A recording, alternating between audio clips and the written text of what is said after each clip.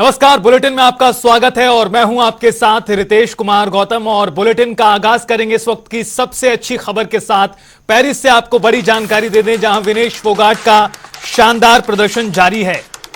Paris Olympic के semifinal में पहुंच गई हैं विनेश फोगाट। एक बड़ी खुशखबरी फ्रांस पेरिस से सामने आई है। ओलंपिक में बड़ी जानकारी, विनेश फोगाट का शानदार प्रदर्शन पेरिस ओलंपिक में जारी है। उन्होंने दरअसल सेमीफाइनल में प्रवेश कर लिया है। 50 किलोग्राम की कैटेगरी में विनेश फोगाट ने ये विजय पताका फहराई है।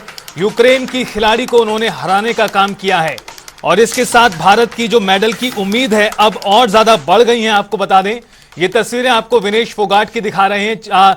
खिलखिलाता हुआ चेहरा और किस तरह से अपने दांव पेंच के जरिए विरोधी टीम के खिलाड़ी को पस्त कर देती हैं कुश्ती में विनेश फोगाट। उसका आज शानदार प्रदर्शन आज विनेश फोगाट ने करके दिखाया है। 50 किलोग्राम कैटेगरी में जीती हैं विनेश फोगाट। बड़ी जानकारी, 50 किलोग्राम कैटेगरी में उन्होंने विजय हासिल की। यूक्रेन की खिलाड़ी, यूक्रेन की ओक्साना लिवाच को उन्होंने हराया। यूक्रेन की ओक्साना लिवाच को 7-5 से यह शिकस्त उन्होंने दी है। बड़ी जानकारी, अहम खबर इस वक्त की आपको बता रहे हैं किस तरह से पेरिस ओलंपिक में भारत के खिलाड़ी अलग अलग खेल स्पर्धाओं में हाथ आजमा रहे हैं, जीत हासिल कर रहे हैं और भारतवासी भी पूरी तरह से उत्साह बढ़ाते हुए अपने सभी खिलाड़ियों का।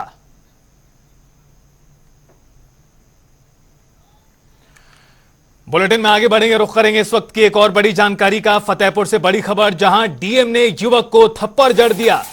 धक्का लग जाने पर थप्पड़ मारा डिस्ट्रिक्ट मजिस्ट्रेट ने और इस पूरे मामले का वीडियो भी सामने आया है। उसके बाद से लगातार सवाल खड़े हो रहे हैं। डीएमसी इंदुमती ने एसडीएम को निर्देश दिए हैं, एसडीएम को कार्रवाई के निर्देश दिए गए हैं। जानकारी के अनुसार धक्का लगा था और उसके बाद डीएम द्वारा यह थप्पड़ जड़ा गया पास मौजूद एक युवक को।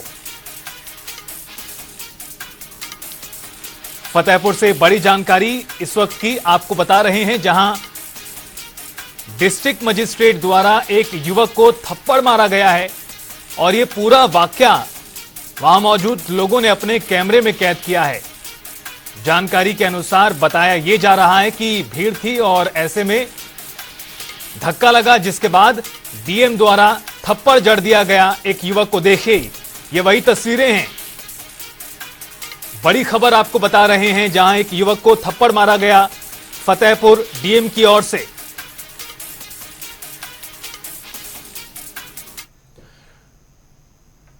वाराणसी में काशी विश्वनाथ मंदिर के पास मंगलवार सुबह 2 पुराने मकान ढह गए। आपको बता दें कि इस हादसे में ड्यूटी पर तैनात महिला पुलिसकर्मी समेत 9 लोग मलबे में दब गए, जिसके बाद वाराणसी के प्रशासनिक अधिकारी और एनडीआरएफ की टीम मौके पर पहुंची और तमाम लोगों को रेस्क्यू किया गया, जिसके बाद उन्हें अस्पताल में भर्ती कराया गया। इस कड़ी में कांग्रेस पार्टी के प्रदेश अध्यक्ष अजय राय घायलों से मिलने अस्पताल पहुंचे और यहां पर उन्होंने पीड़ित परिवारों को हर संभव मदद का आश्वासन दिया। आज काशी के लिए बहुत दुर्भाग्यपूर्ण दिन है कि हमारे काशी के लोग परेशान हैं। बाबा विश्वनाथ के दरबार के बगल के रहने वाले मनीष गुप्ता जी, इनका पूरा परिवार रात को सो रहे हैं। ये लोग 2 बजे पूरा इनका मकान भरभरा कर गिर गया। ठीक विश्वनाथ कॉरिडोर में इनका मकान है, सटाई है। ये लोग लगातार अपने मकान को बनवाने के लिए परमिशन मांग रहे थे, उसको ठीक कराने का परमिशन मांग रहे थे और उसके बाद भी इनके मकान बनवाने के लिए कोई भी उस पर आगे इनको परमिशन नहीं दिया गया, जिसका नतीजा ये हुआ है। और मैं निश्चित तौर से कहना चाहूँगा, ये जो मकान काशी विश्वनाथ कॉरिडोर के बगल के जो गिर रहे हैं, जिसमें दरारें आ गई, जो फट गए हैं, वो पूरी तरीके से विश्वनाथ कॉरिडोर के मकान बनाने में जिस तरीके के मशीनों का इस्तेमाल किया है सरकार ने, प्रशासन ने, वाइब्रेटर का इस्तेमाल किया, पूरे मकान अब नीचे से दरक गए हैं, दरारें पड़ गई हैं। उसी का नतीजा थोड़ा बरसात हुआ और सारे अगल बगल के मकान गिर गए। आज पूरा परिवार चोटिल है, घायल है और एक इनके रिश्तेदार महिला बेचारी वो दिवंगत हो गई। बाबा के दरबार में इस तरीके का अत्याचार अन्याय ये सरकार कर रही है और मोदी जी का संसदीय क्षेत्र है। ये सोच सकते हैं आप कि आज पूरा का पूरा आज हम काशी आज दुखी है, हम सब लोग मर्माहत हैं। उधर आपको बता दें, मुजफ्फरनगर से इस वक्त की ताजा जानकारी, बड़ी जानकारी। मंत्री अनिल कुमार ने मुख्यमंत्री को पत्र लिखा है। सुलानी नदी को सफाई के मुद्दे पर यह चिट्ठी लिखी गई है सीएम को। सुलानी नदी से खादर क्षेत्र में बाढ़ भी आ गई है और बाढ़ के हालात को ठीक करने के लिए यह पत्र लिखा गया। नदी के पानी से कई गांव बाढ़ से प्रभावित हुए हैं। पवित्र तीर्थ स्थल शुक्रताल को लेकर भी इस पत्र में जिक्र किया गया है। मंत्री अनिल कुमार की ओर से यह मुख्यमंत्री योगी आदित्यनाथ को सोलानी नदी के मुद्दे पर यह चिट्ठी लिखी गई है। इसमें कई अलग अलग बिंदुओं को उठाया गया है। खादर क्षेत्र में बाढ़ आ गई है सोलानी नदी के चलते और बाढ़ की वजह से कई गांव प्रभावित हुए हैं। जानकारी के अनुसार 1 दर्जन के करीब गांव प्रभावित बताए जा रहे हैं। इतना ही नहीं, तीर्थ स्थल शुक्रताल को भी लेकर इस चिट्ठी में बात कही गई है। बड़ी जानकारी, बड़ी खबर मुजफ्फरनगर से इस वक्त की, जहां मंत्री अनिल कुमार द्वारा मुख्यमंत्री योगी को पत्र लिखा गया है। सोलानी नदी के मुद्दे पर बाढ़ के हालात ठीक करने के मुद्दे पर यह चिट्ठी लिखी गई है। साथ ही साथ सफाई का मुद्दा भी उठाया गया है। और रुकेंगे यहां पर एक छोटे से ब्रेक के लिए, फौरन हाजिर होंगे। खबरों का सिलसिला लगातार जारी है।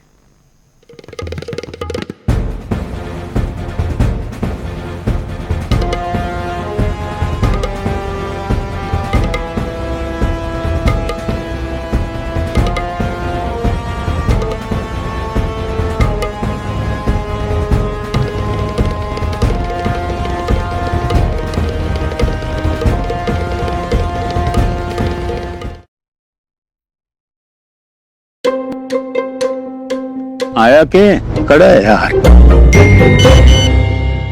आ गया घर बैठे, अब नो टेंशन, सीधा खाते में पेंशन, नॉन स्टॉप। फिर तो दौड़ेंगे ना अपने बूढ़े घुटने भी नॉन स्टॉप। हरियाणा सरकार ने अब सामाजिक सुरक्षा पेंशन की राशि 1000 से बढ़ाकर रुपए 3000 कर दी है। तभी तो बढ़ता जा रहा है हमारा हरियाणा, नॉन स्टॉप हरियाणा।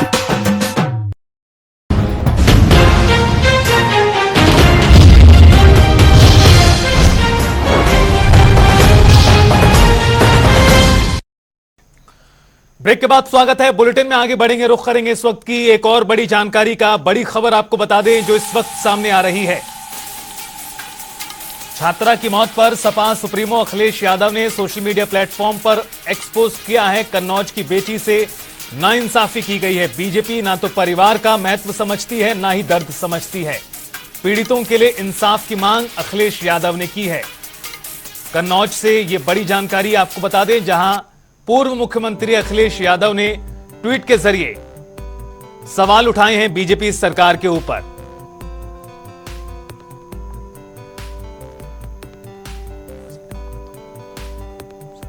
हाथरस की बेटी के बाद कन्नौज की बेटी के साथ नाइंसाफी की कहानी दोहराई गई। पिता को दुष्कर्म की शिकार बेटी के अंतिम दर्शन तक का अवसर ना देना और उनके पहुंचने से पहले ही जबरदस्ती अंतिम संस्कार कर देना बेहद निंदनीय कृत्य है। इस संबंध में आगे अखिलेश यादव लिखते हैं, शासन प्रशासन बताए कि ऐसा कर उसने किस बात पर पर्दा डाला है और किसको बचाया जा रहा है, यह भी उन्होंने प्रश्न किया है। भाजपा वाले ना तो परिवार वालों का महत्व समझते हैं, ना ही उनका दर्द। इस क्रम में उन्होंने आगे कटाक्ष करते हुए लिखा, भाजपा पर से जनता का विश्वास उठ चुका है। इस मामले की निष्पक्ष जांच हो और दोषियों को किसी भी हाल में ना छोड़ा जाए, यह भी उन्होंने कहा।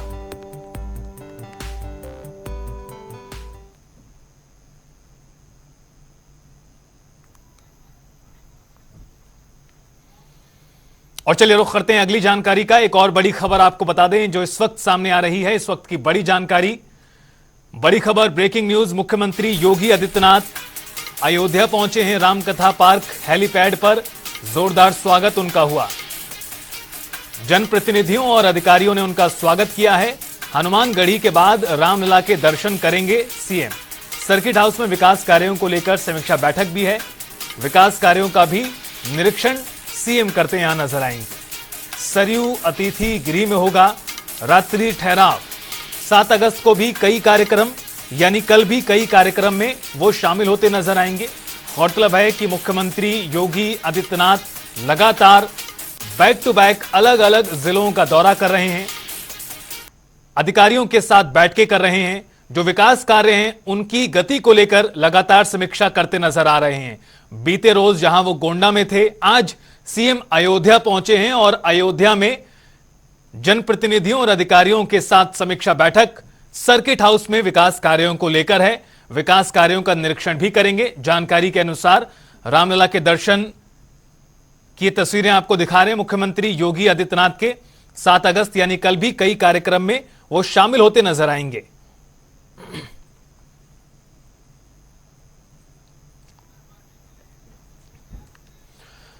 समाजवादी पार्टी के पूर्व विधायक सईद अहमद को एक बड़ा झटका लगा है। दरअसल एमपी एमएलए कोर्ट ने पूर्व विधायक सईद अहमद को 365, 347, 386, 506 के तहत 5 साल की सजा सुना दी है। बता दें कि साल 1994 में सईद अहमद और मोहम्मद आजाद के खिलाफ मुकदमा दायर हुआ था। ये मामला सन 93 का है, थाना सिविल लाइंस का मामला है और इसमें वादी सरफराज हुसैन ने ये मुकदमा दर्ज कराया था क्योंकि उनकी पत्नी का अपहरण किया गया था। तो इसमें अपहरण व रंगदारी के मामले में आज माननीय न्यायालय एमपी एमएलए द्वारा पूर्व विधायक सईद अहमद व मोहम्मद आजम को अंतर्गत धारा 365/34 आईपीसी में 5 वर्ष का कारावास व 5,000 रुपये जुर्माना, 368/34 आईपीसी में दोनों को 5 वर्ष का कारावास व 5,000 रुपये जुर्माना, 386/34 आईपीसी में 5 वर्ष का कारावास व 5,000 रुपये जुर्माना, 347/34 आईपीसी में 2 वर्ष का कारावास व 1,000 रुपये जुर्माना, 506 आईपीसी में 3 वर्ष का कारावास व 1,000 रुपये अर्थदंड से दंडित किया गया है। लखनऊ में करीब 5,000 भट्टियों को बंद करने की तैयारी है, जिसको लेकर हमारे संवाददाता ने मेयर सुषमा खरकवाल से बातचीत की। सुनिए। ये हैं जो खाना बनाने का, तो कबाब बनाने तमाम अन्य कार्य करती हैं, इससे प्रदूषण बहुत बढ़ रहा है। इसको ले एनजीटी ने नाराजगी जाहिर की और उसके बाद नगर प्रशासन ने सीधे से चेतावनी दी है कि जिन लोगों के पास जो है ऐसी भट्टियां वो बंद करके उनके इलेक्ट्रिक भट्टियों का उपयोग करें, ताकि जिससे प्रदूषण शहर में न फैले और नगर निगम को इससे थोड़ी और राहत मिल सके। इसको लेकर के हमारे साथ जो है महापौर सुषमा खरकवाल जी हैं। मैं उनसे जानूँ नगर निगम क्या क्या आवश्यक कदम उठा रहा है। पर्यावरण को लेकर के एनजीटी ने पूछा है हमको और हमने सर्वे भी कराया है। इस समय लखनऊ शहर में जगह जगह 3,500 से 5,000 के बीच में भट्टियां हैं। हम चाहते हैं कि ये कोयले की भट्टी हट करके इलेक्ट्रिक भट्टी लगे तो अच्छा रहेगा।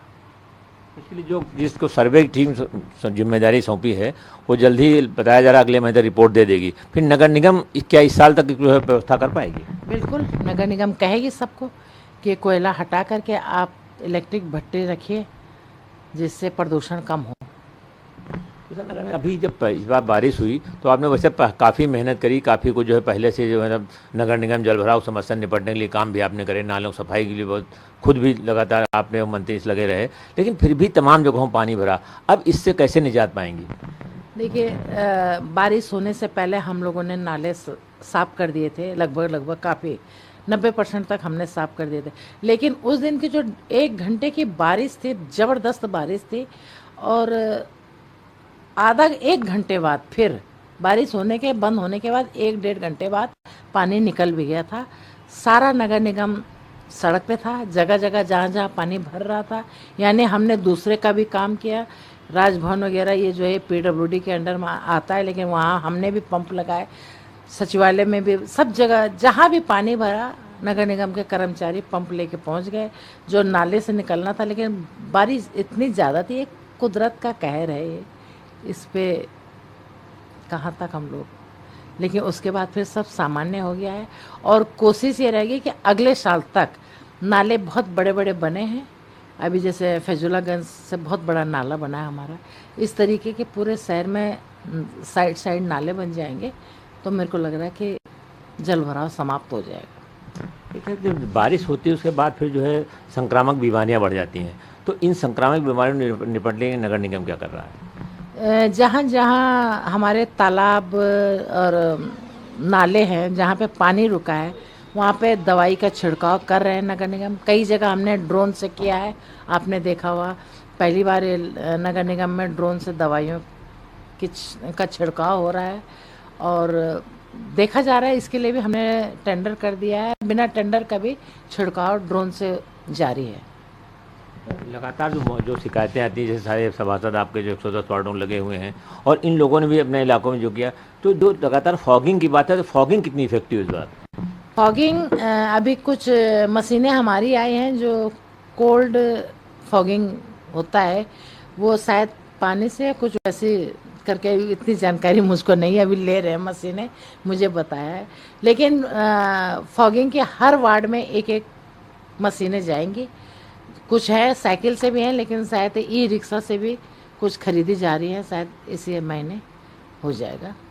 प्रयास पूरा है कि लखनऊ नगर निगम में कोई भी जगह ऐसी ना हो जहाँ फॉगिंग ना हो। पूरा प्रयास है कि पानी का जल भराव भी कम से कम हो। देखिए, रोक तो सकते नहीं, क्योंकि कॉलोनियाँ गलत तरीके से बसी हैं, जहाँ पे जिसने चाहा प्लाटिंग करके दे दिया है।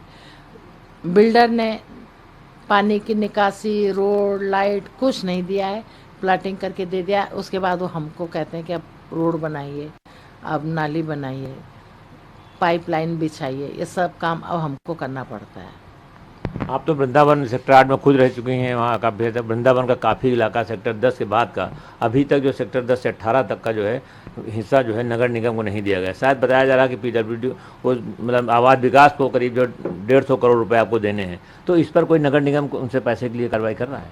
नहीं, हमें वृंदावन में सेक्टर 3 और 4 और शायद 2 ये सेक्टर नहीं आए, बाकी 7, 8, 9, 10 ये सब नगर निगम के हैंड ओवर हो गया। नहीं, सेक्टर 11 से 18 तक नहीं है अभी, जो कि हम लोग गए थे वहाँ पे, तो उन्होंने बताया 11 से 18 तक ये आवास विकास को जो है करीब 150 करोड़ रुपए देने हैं नगर निगम को हस्तांतरित करने के लिए। लेकिन ये लोग पैसा दे नहीं रहे लगातार। इसके लिए कि नगर निगम क्या कर रहा है? नगर निगम इसमें पत्र लिखेगा, पूछेगा, या तो हस्तांतरण करिए या फिर वहाँ पे जनता को सारी सुविधाएं दीजिए। भाई, नगर निगम का काम है रोड बने, नाली बने, झाड़ू लगे, कूड़ा उठे, या तो हमें दीजिए, हम करेंगे, नहीं तो जनता को पूरी सुविधा दीजिए। Thank you.